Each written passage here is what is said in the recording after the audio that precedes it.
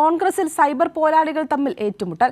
KPCC digital മീഡിയയുടെ കണ്ടന്റുകൾ പ്രചരിപ്പിക്കുന്ന comment digital media WhatsApp ഗ്രൂപ്പിലാണ് തർക്കം. കോൺഗ്രസിന്റെ വിവിധ ഉപസംഘടനകളുടെ നേതാക്കൾ അടക്കമുള്ളവരാണ് ഗ്രൂപ്പിലുള്ളത്. VT ബൽറാമിന്റെ നേതൃത്വത്തിലുള്ള സംഘമാണ് പാർട്ടിക്ക് വേണ്ടി സോഷ്യൽ മീഡിയ പോസ്റ്റുകളും കുറിപ്പുകളും തയ്യാറാക്കുന്നത്. തുടർന്ന് ഈ കണ്ടന്റുകൾ ഈ ഗ്രൂപ്പ് വഴി എല്ലാ കോൺഗ്രസ് സൈബർ പോരാളികൾക്കും കൈമാറും. ഇതിനായുള്ള കമന്റ് ഡിജിറ്റൽ മീഡിയ വാട്സ്ആപ്പ് ഗ്രൂപ്പിലാണ് തർക്കം. രാഹുൽ മാങ്കൂട്ടത്തിൽ, അബിൻ വർക്കി, KPCC മീഡിയ ചുമതലയുള്ള നേതാക്കൾ അടക്കമുള്ളവർ ഈ ഗ്രൂപ്പിലുണ്ട്. കോൺഗ്രസിന്റെ പ്രധാന പ്രവാസി നേതാക്കളും ഗ്രൂപ്പിലെ അംഗങ്ങളാണ്.